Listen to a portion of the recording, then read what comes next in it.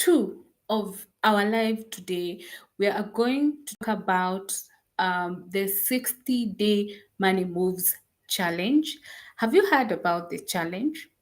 If you have, uh, keep it here. We're doing a catch up.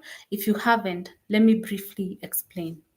We are in the last quarter of the year, and the last quarter tells you that you had an opportunity to change your life from the beginning of the year, but maybe it has not happened. All is not lost. You can still be able to catch up. You can still be able to catch up with your goals. And if you're not able to catch up, you can now strategize for the new year. You don't have to look back and start crying or you start regretting. You can take the steps now that will change how your new year will be like. And this is what we are doing. Okay? And this is not something that I'm just trying to confirm that we are able to connect on YouTube. Kindly bear with me as I confirm.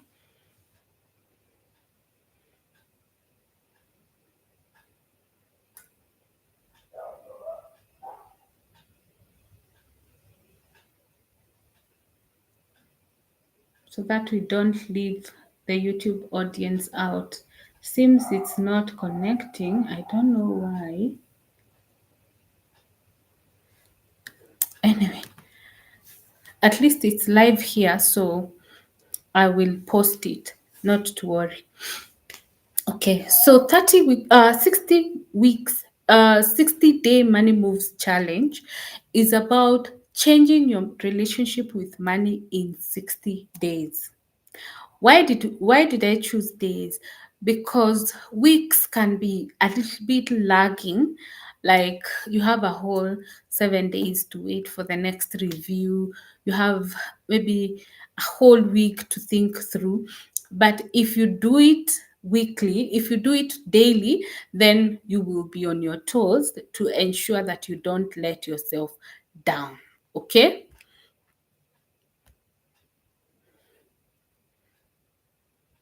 Yeah. So we started on the 5th of October. So basically, today we are 10 days in. But the reviews we will be doing will not be 10 days in. We are going to be taking it 7 days. We are going to do a review after every 7 days. So, like, we have a weekly allocation, so to speak, and since we have already done a long catch up on the 30-week saving challenge, I will go straight to week one. Week one was focusing on just getting to understand your numbers.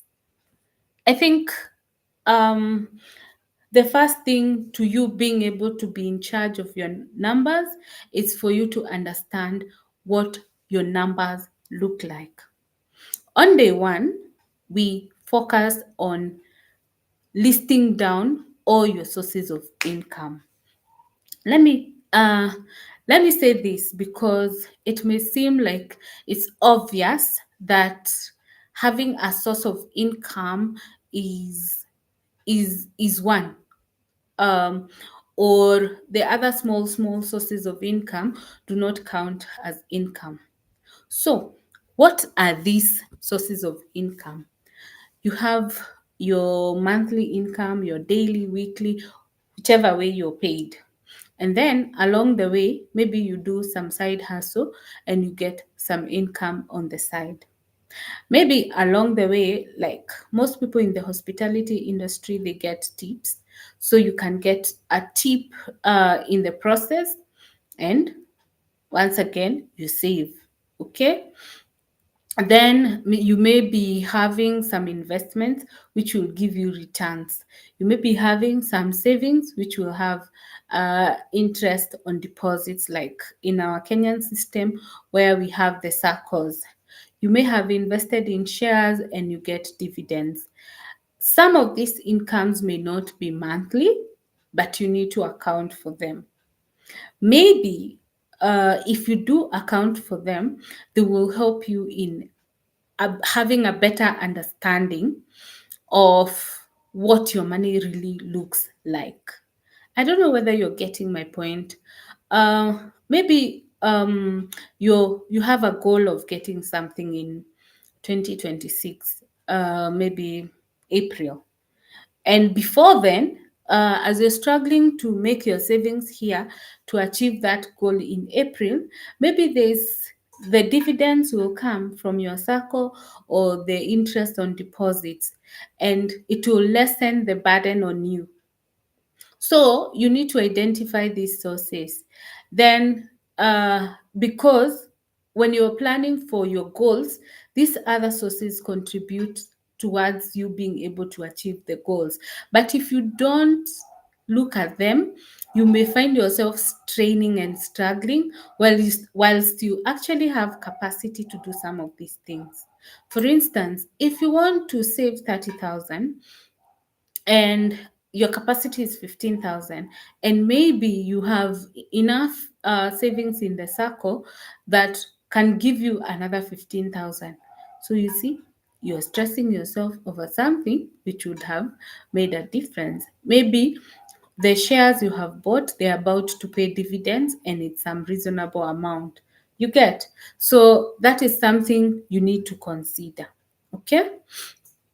So, the goal of writing your income sources is to know every money inflow so you can plan to cover expenses and build your savings, and of course be able to achieve your goals, because this money is what will boost you in being able to achieve your goals. Okay? So, step by step process of how to account for your sources of income. Open a new page. It can be digital or physical, depending on what makes you happy. Then you have a title, income for the month stroke year. So you'll have January all the way to December. So that you know every month you'll have like three columns. One is what is constant. The second one is when you expect some returns. Sorry. The third one is the actual amount that comes in, and so that you have a full picture of what you have. Okay, you can actually break it into active, passive, frequency, and of course take an average so that you're able to do an assessment. Okay, list your primary job income or your primary business income, and make sure you put into consideration the net pay. Okay, add any side gigs that you do, that is freelance, any gigs, tips, commission, rental income, interest, dividends, one-off jobs, gifts, refunds, reimbursements, all those things. Just list them so that you know what to expect. Then for variable income, use a 3-month average. Add receipts, deposits, and divide by 3 to show process if sharing. Okay. Sum column average amount to get total monthly income. If paid weekly, multiply times 4.33 to estimate monthly if you want accuracy. Okay, save and screenshot and share the total for accountability. You can just put it for yourself. If you want to be kept on your toes, you can share it on your status. Just like if I don't show up here to remind people to save, someone will DM me to remind me that you need to put us on our toes. So it's the same way, and it is my process that I am tagging you along. So you can always also tag us along. Okay. Then just have a checklist for the 60 days, whether digital or physical. And then you list all the sources and the average per month, and then put it somewhere. Then uh, you will have an idea of your income. Day two. Day two, you're listing all your expenses for the past 3 months. I needed to confirm YouTube is in place. The goal is to capture real spending so budget decisions are based on facts, not memory. If you don't have the receipts, you can use maybe the card that you use. You can use maybe uh, your mobile money, that wallet that you use, whichever works for you. Like for me, I do both card and mobile money, because when you go to the market, some of these payments you can't make them using a card. So I have both to balance. So you just go through. And to be honest, from the time I started accounting for my expenses by tracking it through a proper system, I am able to keep tabs with how much I should spend per week. Because mine, I compute it per week. As by the end of the week, I have, by Sunday evening, I have stocked up for the week. So whatever I have stocked up for the week, then it will take us throughout the week, including breakfast, lunch, and dinner. I don't like when I'm going through a whole meeting, I'm seeing a text that we have run out of milk, you have run out of onion. You know, those small things that look small but actually will bother you if you don't have them. Okay? So the statements or the transactions will show you the recurring expenses. Like if you do a monthly shopping for your groceries, you see for the last 3 months how much you spend per month. You will see for the last 3 months why they have gone up and what you need to do to adjust downwards if it is not within your budget. Because the goal of some of these exercises is not to deny you, but to help you live within your means. I've realized most people are struggling to sustain their lifestyle, which is the big consumer of your income, because they are not able to forego some of these things. And it's because they don't know where the money is getting lost. For instance, if you have a picture of what your finances looks like, chances are you're going to think through before you actually spend. If you need to bring down your budget by maybe 5,000, you'll be able to now buy what is on slightly lower than what you bought last month to be able to bring down your expense. People always say it's a struggle to bring down an expense, which I agree. But as long as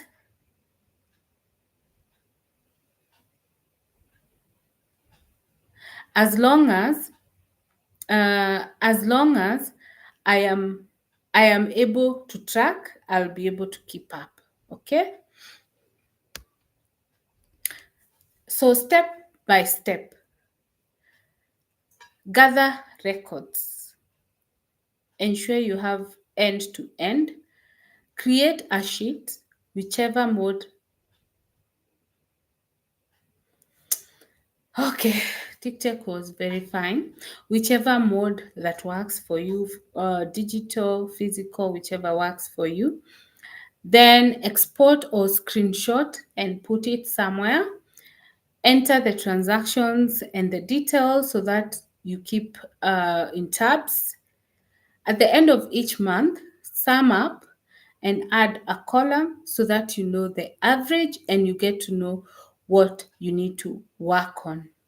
And then you can highlight the non-monthly or big items like school fees, insurance, and the likes. Okay? Then quick tips. If you only have phone records, use that. If you have bank records, use that.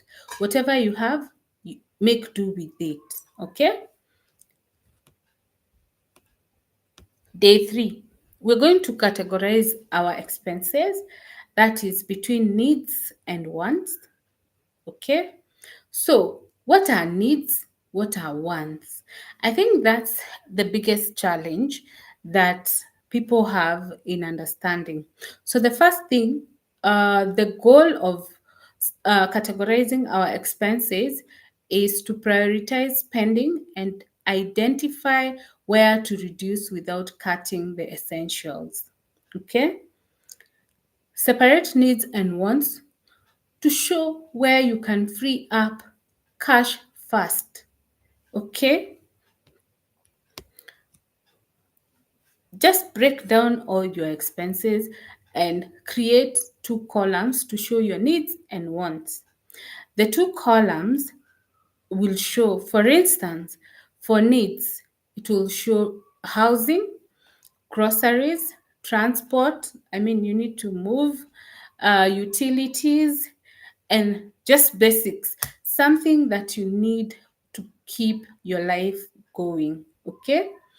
And then the ones are the things that are discretionary, and like dining out, premium coffee, impulse purchases that you can't afford at this point, and those things that you can actually do without. For instance, you can't do without food, so you need to uh, get groceries, and you can't do without some other basics, so you need them. Okay, then ensure that you keep to your needs and wants as long as you have budget constraints.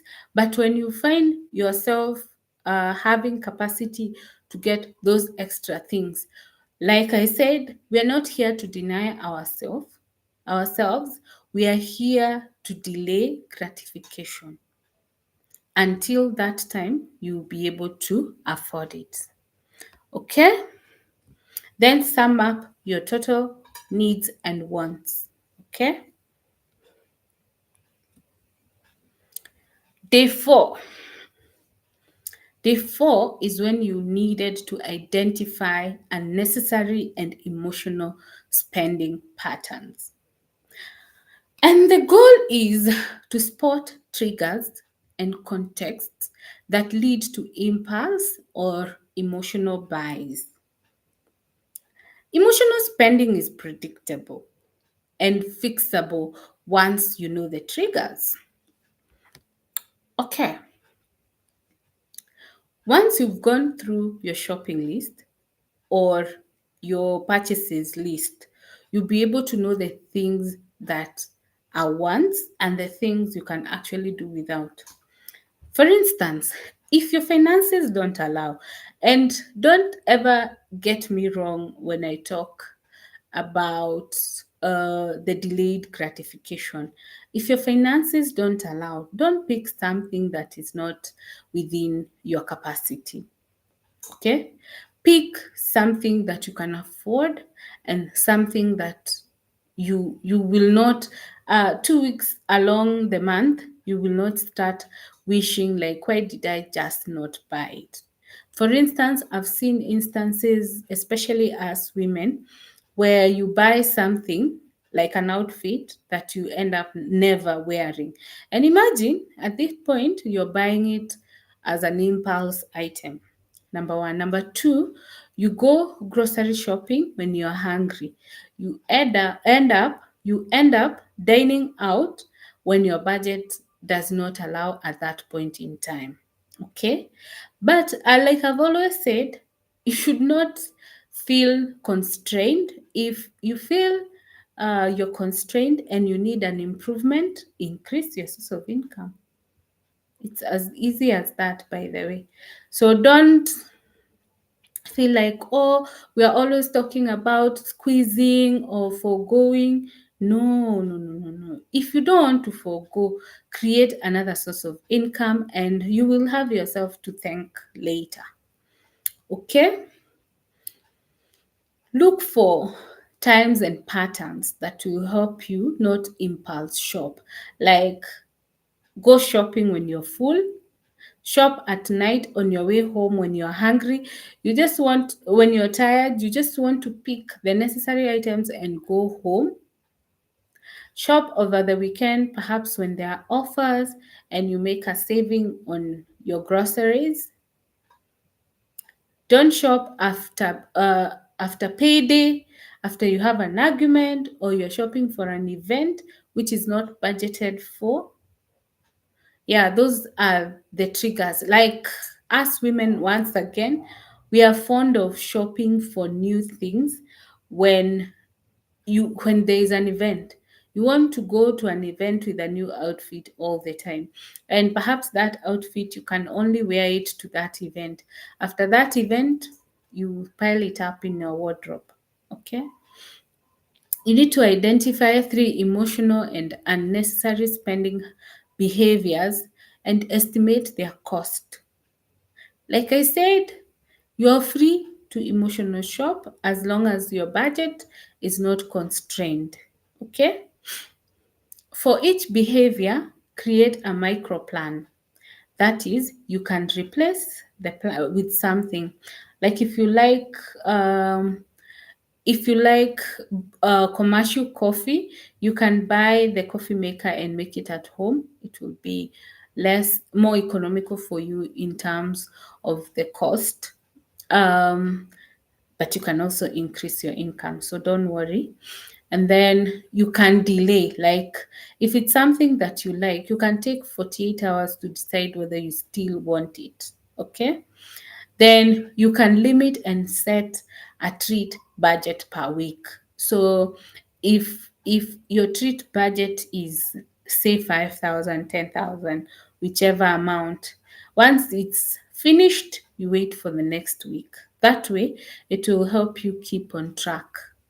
Okay? Then you can have an accountability partner who will who you will text before a purchase.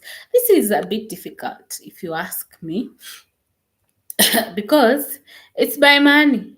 Who am I? Why should I text you? But you're helping yourself. So you need to understand that. Okay. Then on day 5, you need to sum up your total debts. You need to know how much you owe other people, how much you owe maybe a bank, mobile wallet, your circle if you're a Kenyan, and everybody else, including your family and friends. You know, sometimes people don't consider friends and family as serious debts. Pay your family. You didn't borrow, you asked for a loan, and they gave you a loan. So the honorable thing is to pay. Okay? So that is the next thing. Ensure that you try as much as possible to pay off the high interest debts first before you actually pay off other debts, so that they stop draining your finances and also draining you, because sometimes you're emotionally stressed because of those debts. If you can get a way of consolidating them, or getting your financial to reduce the interest, at this point is when you need to review that. Okay. Day 6, you need to check how much you have saved, if at all you have saved. Saving is obviously for a purpose. Don't just save aimlessly, because you'll just end up spending aimlessly.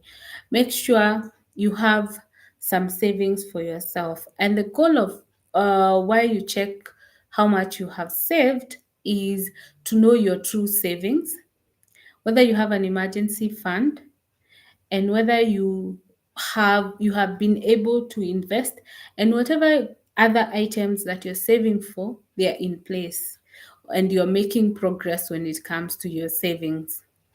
Savings buffer determines how to handle shocks. Many think they have none when they actually have small buffers spread around. Have you ever found yourself in a situation of an emergency that requires you to pay an amount which is more than your savings. And your emergency fund should actually be your at least 3 months up to 12 months worth of living of yourself. So, can you imagine if you have done maybe even 6 months, and you're working with maybe 50,000 times six is 300,000. So, you have 300,000 saved, and then you get an expense of 500,000. How do you deal with that? Yeah, so it becomes a bit tricky. So you need to understand your situation so that in case you have an emergency that requires more than what you have saved, you know the deficit and you will have now to figure out how to raise the deficit. Okay, so list all your accounts, savings, everywhere you have put any savings so that you know where you are, and then create columns that shows how quickly you can access the funds. Like if you have money in the bank, how soon can you withdraw? If you have money in a money market fund, how soon can you withdraw? If you have shares, how soon can you sell them? All those things. Okay, sum up liquid savings that you can access between 24 to 72 hours. That is the emergency buffer. Okay. If you have zero, pick a realistic starter goal for. Actually, you can join the 10-week saving challenge that we are running, as we have 10 weeks to go. It has been a 30-week saving challenge, but you have 10 weeks to go. You can start creating a buffer for your savings. Okay. If you have savings, check whether it is sufficient or you need to increase it. Okay. Then on the last day of the week, we're going to reflect. We did reflect on money habits, what is working and what is not working. The goal was to synthesize the week and pick 1 to 3 behavior changes to implement. I'd like to know in the comment section which behaviors are you going to change to be able to improve on your relationship with money. And why are we doing this? We are creating awareness without reflection, no change. This is the pivot from audit to action. So we are auditing our finances as we actualize the circumstances. Okay? So open a day 1 to 6 deliverables and create an insight page. Show your wins, show your pain points, and the actions that you're going to take to address the pain points. For instance, if your issue is impulse online shopping, remove the saved cards. If your pain is Fuliza use, high rate Fuliza use, that is the overdraft of mobile money, stop the use and create an emergency pot that you can access weekly in case something comes up.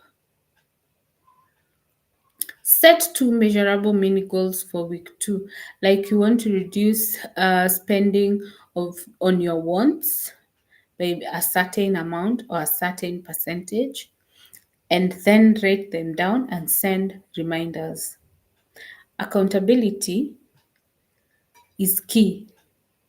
You can share it with your accountability partner or even a post on social media. Let me tell you, sometimes people are skeptical about posting online. The people who care about you or the people who care about what you're posting will definitely get to your post and they will be reminding you when you don't post. Okay? So we have addressed week 1 issues. And I'd like to know who joined the 60 Money Moves challenge and what has your experience been?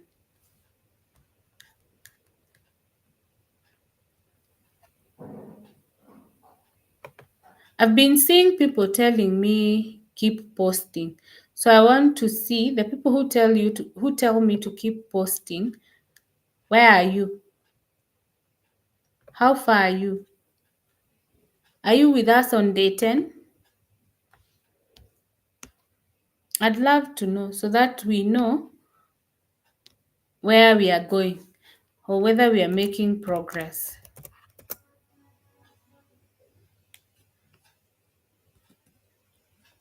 So just a breakdown of the 60-day money moves challenge. Week 1, we were basically doing awareness and audit of our finances just to get to know your numbers and habits. Week 2, we are going to focus on budgeting and money flow.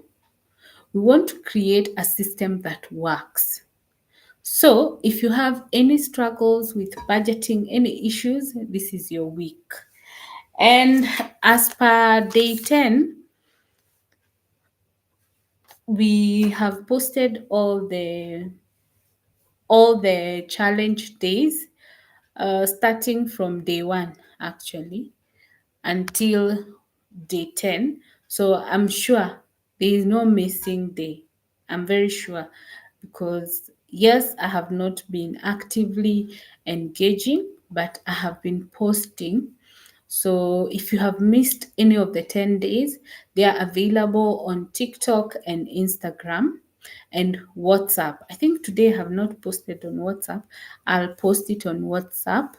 So you can either join the 30-week saving challenge group or the WhatsApp channel. The links are on the profile so that you're always up to date with what is happening. And in case you joined this live late, we have had 2 approaches on this live 30-week saving challenge catch up at week 20 and week 1 of the 60-day money moves challenge. In case you missed the episode or joined late, the recordings are available on YouTube. We have 2 recordings on YouTube. You can check them out. Yes.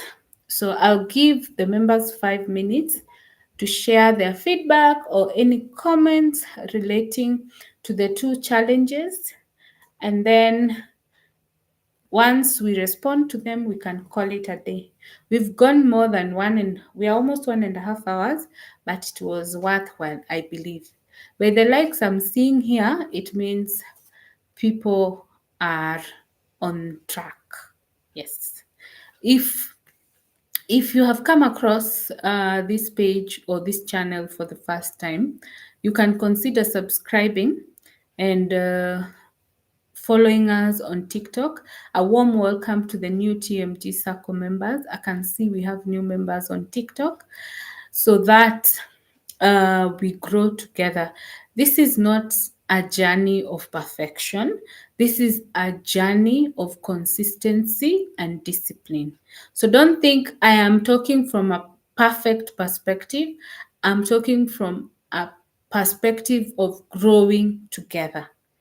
Of course, I have made a few strides, and maybe some other people also have also made their different approach in terms of the strides. But when we come here together as the TMG circle, we are here to learn, plan, and grow together.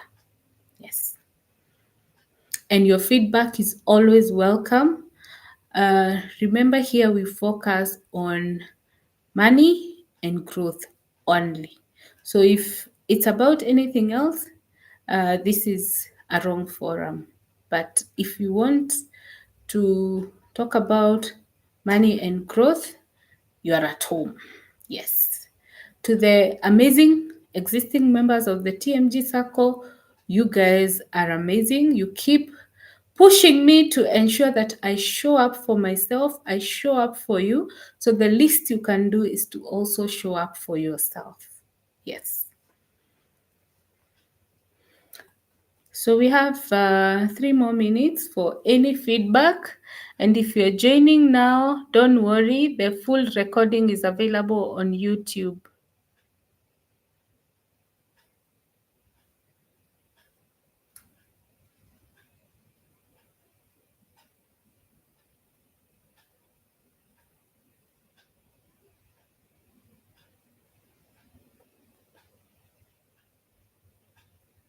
I'm checking whether there are any comments that I could have left out.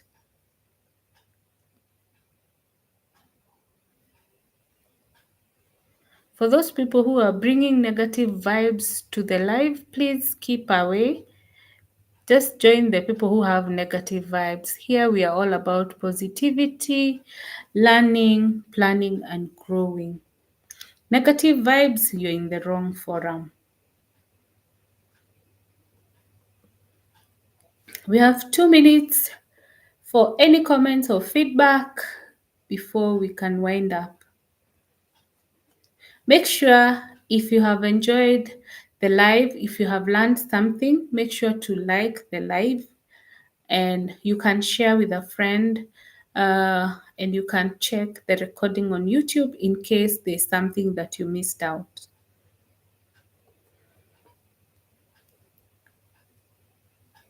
If you're joining now, the full recording is available on YouTube.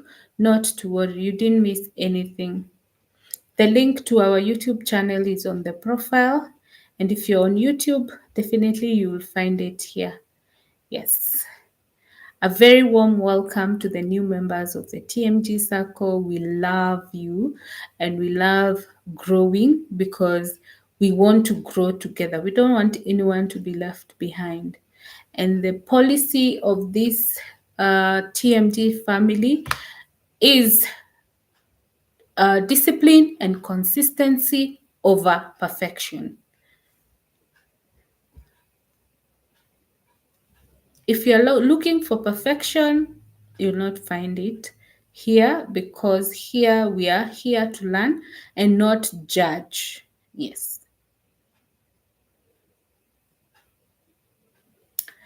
I think everybody is on the same page. Thank you so much for making time. I was a bit skeptical about having a live on Wednesday because our usual days are Tuesday and Sundays. But I'm glad we joined. And we might have another live before Sunday. I'll communicate. So keep it here. Make sure you're subscribed or you are following us on whichever page you're watching us from. And in case you missed this live, you can watch the recording on YouTube. Yes. See you on the next one. And in a subsequent live, I'm going to talk about the other different products that you can consider when it comes to investment. Now that we have perfected on savings, the next thing we'll focus on investments. We've talked about side hustles. So in case you missed, the full recording is available on YouTube. So the next thing we are going to is coming to investments that you can consider. Yes. All right. If there's no further question, I wish you an amazing remainder of the week. May it be productive and may you have a good one.